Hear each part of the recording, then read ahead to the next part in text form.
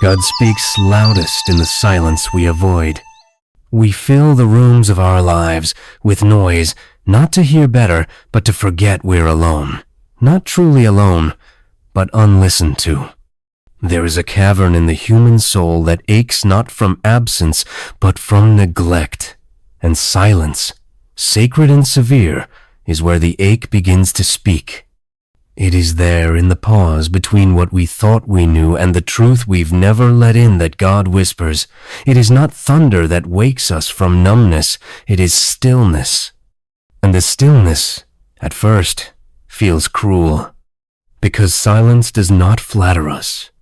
It does not cheerlead our busyness, nor justify our pride. Silence pulls no rank. It waits, and in that waiting, it unmasks. We meet ourselves in the echo of a still room, and we realize how often we have mistaken movement for meaning, applause for love, control for peace. But God waits in the silence, not as punishment, but as presence. He does not enter with fanfare. He has never needed to. The God of Genesis formed the world with breath, not noise, and He still forms worlds in us, not with shouts, but with silence. The ache you feel when the room gets quiet is not loneliness. It is invitation.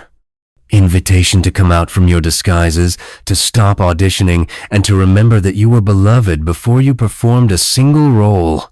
Silence strips us not to shame us, but to clothe us differently. And yes, it hurts.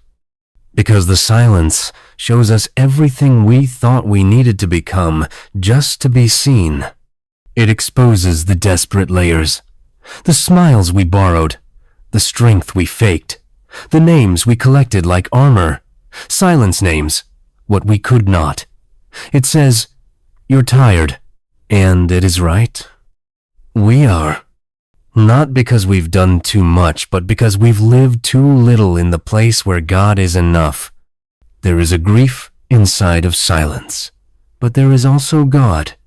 And those two are not enemies. The grief is the letting go. The God is the holding on. When your prayers sound more like sighs, He hears them. When your praise feels like an effort, He welcomes it. When you stop trying to impress Him and just let Him see you, that is worship in its truest form. He is not interested in your polished performances. He's not waiting for your tidy answers. He is the shepherd who finds you in the wilderness you did not choose. He is the fire that burns away the noise so you can hear what has always been true.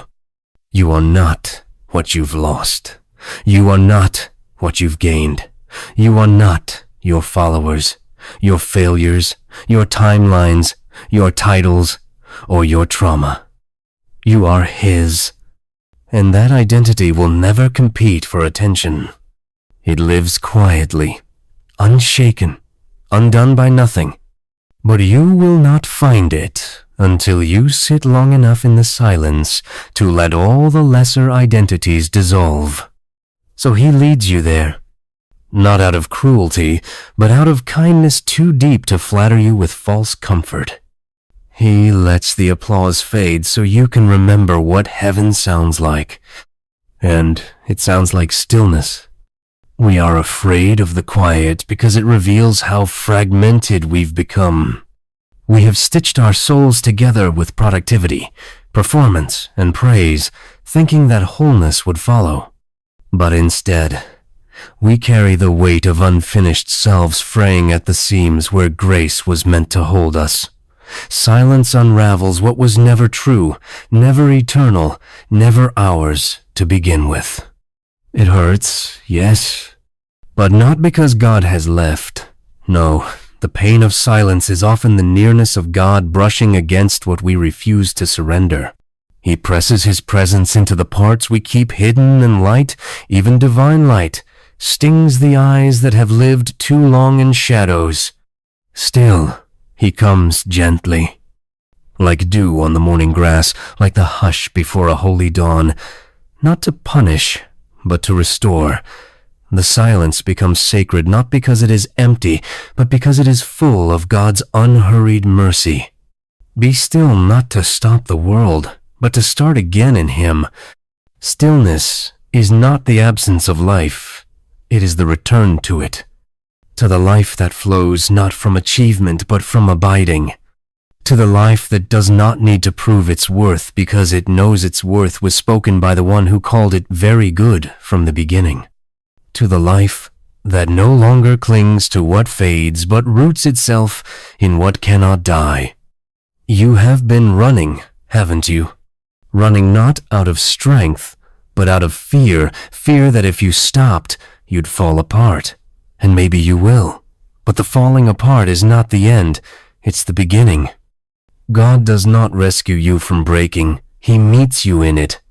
And in the still, shattered quiet of your soul, He doesn't rush to fix. He kneels. He weeps. He holds. Because the God who reigns is also the God who rests, and He invites you to rest with Him. Not once you're healed, not once you've figured it all out. Now, as you are. That is the scandal of grace. It does not wait for worthiness. It clothes the prodigal before the apology is complete. It lifts the weary before they explain why they're tired.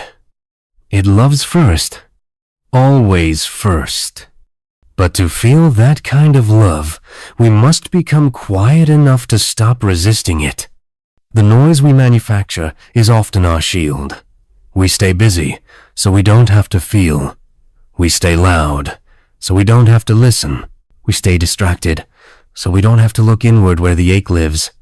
But it is not your enemy, that ache. It's your soul waking up. Pain is often the first language of resurrection, because something in us must die for something holy to be born. In silence, the death begins. The death of pride, the death of illusions, the death of control. And yes, it hurts. But oh, beloved, what a beautiful death it is. You were never meant to carry the world's weight on your shoulders. That role was already taken by a Savior with outstretched arms who bled grace into the very soil we walk on, who died not to make us busy believers, but whole sons and daughters, not to send us chasing after purpose, but to give us Himself. And silence, sacred and severe, brings us back to that cross, not as a memory, as a meeting place. It says, stop striving. It says, come home. It says, you are safe to fall apart here. Because He is not the God of perfectionism, He is the God of presence. And His presence heals what hustle cannot. There is something ancient in the silence, something older than the ache, older than your sorrow, older than every lie whispered to your soul in the dark. Before the noise, before the fear, before the fall, there was a voice. And it was not loud, it was not rushed, it was not harsh, it was holy. Let there be light, He said, and light obeyed. Even now, the universe still echoes that sacred hush galaxies still expanding on the whisper of His will. And yet we, beloved dust and breath, race through our days as if His voice can no longer reach us unless we shout back. But He still speaks in silence. And not just to the peaceful, but to the pierced. Not just to the saints, but to the ones who are still bleeding beneath the robes they wear on Sunday. He speaks to the woman too weary to pray, to the man who hides his sadness in strength, to the child who never learned to stop performing for love. He speaks not above us, but within us where His Spirit groans with words too deep for language, and when you've run out of things to say, He sings over you the lullaby of resurrection. Not everything that dies is a loss. Some things are released so you can finally rest. Some dreams must break so you can belong to something eternal. Some seasons must end so you can return to the garden, the quiet place, where he walks with you in the cool of day. Yes, it hurts to let go, but it also heals, because the grip you have on what is fading has been slowly strangling your joy, and God in mercy allows the silence to pry your fingers from what you thought you needed so you can receive what you actually crave.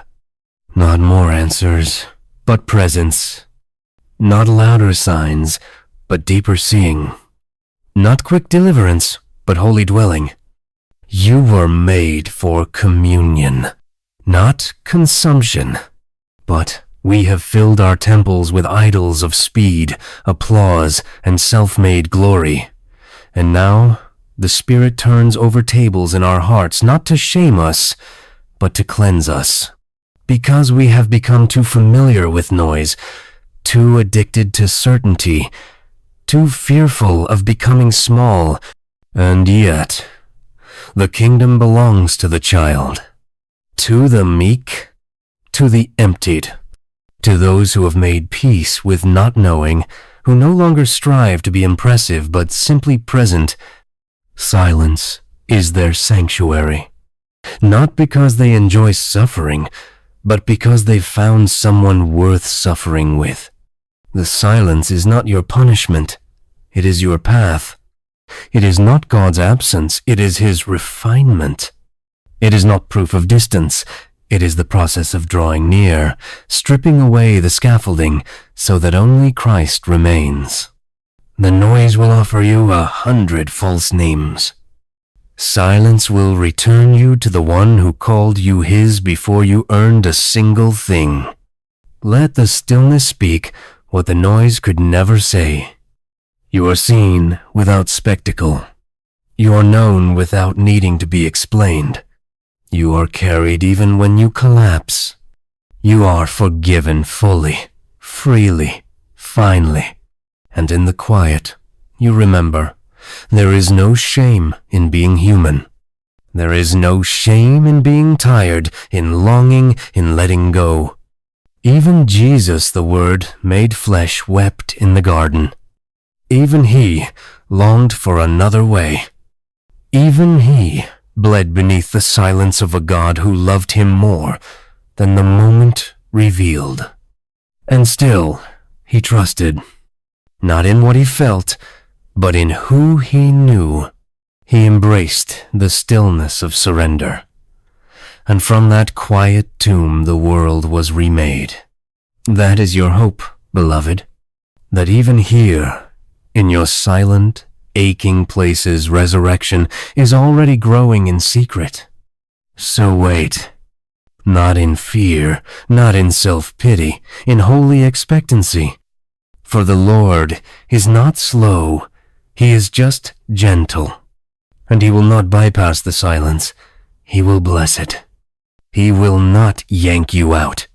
He will sit with you in it, until the silence sings again, not with sorrow, but with the sacred sound of joy reborn. There is a song that only silence teaches. It does not arrive like a melody you hum. It emerges like breath rediscovered after being held too long. It is not made of notes, but of knowing, not of lyrics, but of light. It rises slowly, beneath the noise, beneath the expectations, beneath the shame that has grown roots where trust should have lived. And when it finally reaches your ears, it does not entertain, it awakens. Be still and know that I am God. Not do more. Not try harder. Not prove your faith. But be still. That is the beginning of true knowing. Not knowing about Him, but knowing Him. The kind of knowing that doesn't come from sermons or sound bites, but from sitting beside the burning bush of your own weariness and hearing Him call your name. Moses had run, hidden, failed, and still the voice came. Not in thunder, not in fire, in stillness. Take off your shoes. You're standing on holy ground. How long has the ground beneath you been holy, and you've been too busy to see it? How many burning bushes have you passed by because you were looking for something louder, flashier, more certain? The silence hurts because it reveals how little we trust that God is enough. But the silence heals because it teaches us that He is. And not only is He enough, He is near. Near not just to the spiritually strong, but to the crushed in spirit, the undone, the unraveling, the unnoticed. He is near to you, and in that nearness, He doesn't demand your perfection. He offers you His peace. Peace that passes understanding because it is rooted in presence, not outcomes. This peace does not come from having all the answers. It comes from finally letting go of the questions that were never yours to carry. It comes from loosening your grip on your image, your timing, your story, and lifting empty hands to the Father who never stops writing beauty from ashes. The world says you must earn rest. The cross says rest was earned for you. The world says you must keep going. The Spirit says you are safe to stop, to exhale, to mourn, to feel, to let the grief you buried rise, not to crush you, but to be held by the God who collects every tear, not as evidence of failure, but as precious water for the seeds He is planting. The silence is not the end. It is the womb, where new beginnings are conceived in shadows, where resurrection takes its first breath, unseen. Trust this soil. Even if it feels dry, even if it feels cold, even if your prayers echo back to you without reply, He is still here. You are not abandoned. You are being undone in the most sacred way, the kind of undoing that makes room for eternity. For the Spirit to groan within you, to pray when you can't, to speak when all you have left is silence. You are not a failure because you're tired. You are not less faithful because you're unsure. You are not far from God because the path is quiet. Sometimes the silence is not a sign of His absence. It's the sound of His hands working in the deep places. The places you don't understand. The places you can't control. The places where you are still being formed. Let Him work there, without rushing, without explaining, without demanding a shortcut to clarity. God is not in a hurry. His healing is slow, because it is deep. His timing is late, only by our clocks, never by His. His love is quiet, but fierce, and it will find you, even here, especially here, in the hollowed-out chambers of your heart, where your hope has grown tired and your dreams have laid down to sleep. His love comes like spring through frozen ground. It is not too late. You have not missed it. This silence is not a void. It is a threshold, and He is already on the other side, waiting to welcome you into a life that does not need noise to feel full. A life of stillness, of sacred enoughness, of rest that goes deeper than sleep. You have been taught to move on quickly, to tidy up your grief, smooth over your doubt, dress your sorrow in polite words and Sunday smiles. But the Spirit does not move on. He moves into the mess, into the ache, into the holy hush that follows the unraveling of everything you once held sacred. And He speaks not with rebuke, but with remembrance. He remembers you, before the shame, before the striving, before the applause and the ambition and the story you've been performing for far too long. He remembers who you are, because He never forgot. The silence you dread may be the very place He reintroduces you to yourself, not the self shaped by fear or fame, but the one knit together in secret, in the quiet of a womb, before you could earn or lose a single ounce of worth. that you would be loved before memory, before merit is scandalous grace. And yet it is your beginning. You are not what you've built. You are not what has been broken. You are not your momentum or your mistakes. You are known, fully, and still loved, utterly. Silence is where this knowing finally has room to echo. It reverberates not in your ears, but in your bones. And though it doesn't shout, it shakes you, because it is the sound of God naming you again. Beloved, not when you arrive, not when you get it right. Now, as you are, stripped of everything false, bare as the branches in winter, yet rooted, still alive, still becoming. This is where the silence begins to heal, when you stop resisting it like a prison and begin receiving it like a sanctuary. There is a temple being built inside you, not with stone or strength, but with stillness. Each quiet breath, each surrendered fear, each whispered prayer you were too ashamed to speak aloud becomes part of its foundation. God is not watching from a distance. He is dwelling. He is shaping you in the dark, like a potter who does not rush the clay. And yes, the wheel may spin, the process may stretch, but the hands are gentle, and the vision is clear. He sees what you cannot. He sees beyond your season. He sees beyond your sadness.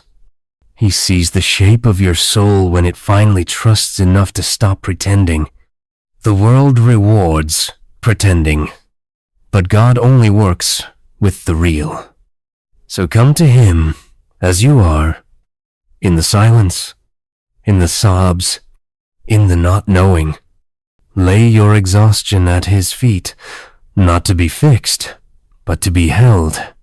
Because there are some burdens not meant to be solved, only surrendered. There are some questions not meant to be answered, only carried with Jesus, who bore the weight of divine silence as He hung between heaven and earth. My God, why have you forsaken me? Even that holy cry was met with silence, not because the Father was gone, but because the work of redemption runs deeper than what is spoken. It must sometimes be bled, and from that silent suffering came your salvation. So do not despise the silence. Do not rush to escape it. It is where your resurrection begins. Not with thunder, not with clarity, with stillness, with surrender, with a love that is not loud but lasting. The silence is not empty. It is saturated with grace you haven't yet tasted, with mercy you never thought to ask for, with presence deeper than all your prayers combined. It waits for you, not to shame you, but to show you what love looks like when it no longer needs to be earned. Because love real, holy, crucified love is not loud. It does not push past your pain. It does not perform. It does not parade. It stays. That is what makes it sacred. And God's love stays with you in the silence. It stays through your doubts. It stays through your darkness. It stays when you forget every verse you once clung to. Because this is not a faith built on your grip, it is a faith built on His hands. Nail-scarred, gentle, unshakable hands. Hands that held silence before the stars were born. Hands that stilled the storm and wrote in dust. Hands that fed the hungry and touched the leper.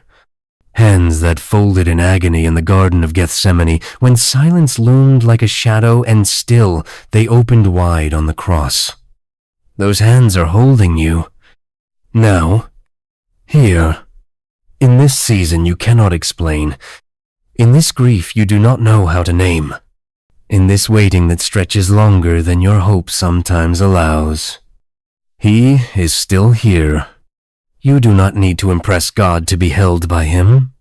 You do not need to hide your wounds for him to call you whole.